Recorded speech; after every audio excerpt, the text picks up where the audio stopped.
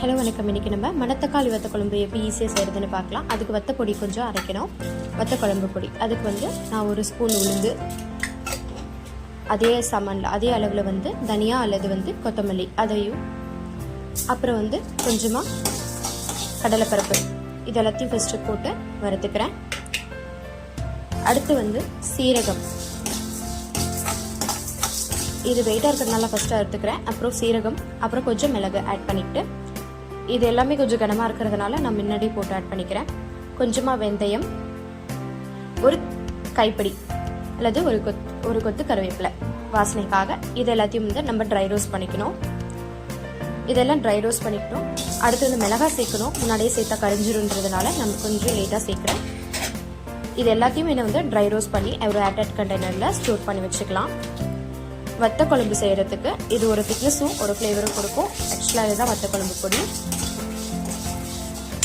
இது தேங்காய் கூட நீங்கள் ஆட் பண்ணிக்கலாம், நான் பண்ணலை. ஸோ அதே பேனில் கொஞ்சமாக எண்ணெய் விட்டு மணத்தக்காளி வத்தலை நம்ம பொரிச்சு அது வாசனை வர வரைக்கும் விட்டுறோம்.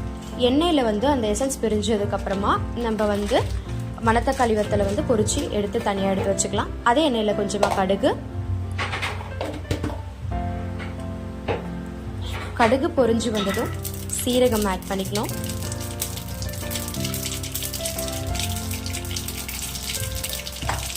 தாளிக்க கொஞ்சம் மிளகாய், பூண்டு கொஞ்சம் ஆட் பண்ணிக்கிறோம். இது பொரிஞ்சு வந்ததுக்கப்புறம் வாசனைக்காக கொஞ்சம் பெருங்காயம் ஆட் பண்ணிக்கிறேன்.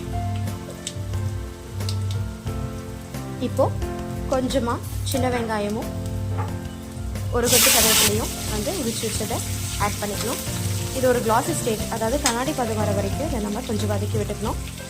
ஸோ கண்ணாடி பதம் வந்ததுக்கப்புறமா இதுலேயே நம்ம மசாலா ஆட் பண்ணால் ஒரு நல்ல ஃப்ளேவர் கிடைக்கும்.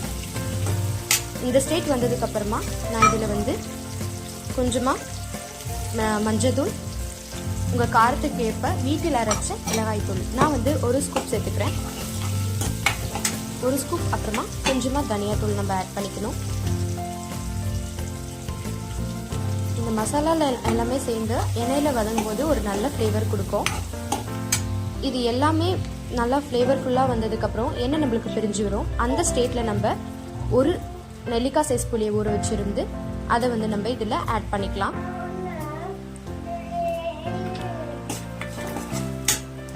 புளி ஆட் பண்ணதுக்கப்புறம் புளியோட பச்சை வாசனை போணுச்சுன்னா நம்மளுக்கு குழம்பு கொஞ்சம் திக்னஸ் கிடைக்கும். எண்ணெய் லைட்டாக பிரிஞ்சு வந்திருக்கும். அந்த ஸ்டேட்டில் நம்ம அரைச்சி வச்ச வத்த பொடியை நம்ம ஆட் பண்ணணும். ஸோ அதை நம்ம ஆட் பண்ணதுக்கப்புறமா நல்லா கட்டி சேர்ந்துக்கும். கைவிடாமல் கலரி விட்டுக்கோங்க. அப்புறமா நம்ம தனியாக வறுத்து வச்சிருந்த மணத்தக்காளி வத்தலை நம்ம இதில் சேர்த்துக்கணும். குழம்பு கொஞ்சம் கெட்டியான கன்சிஸ்டன்சியில் இருக்கும். உங்களுக்கு தேவைப்பட்டால் கொஞ்சமாக தண்ணி ஆட் பண்ணிக்கோங்க. எனக்கு தேவைப்படலை, ஸோ நான் ஆட் பண்ணாமல் அப்படியே கொதிக்க விட்டுருக்கேன்.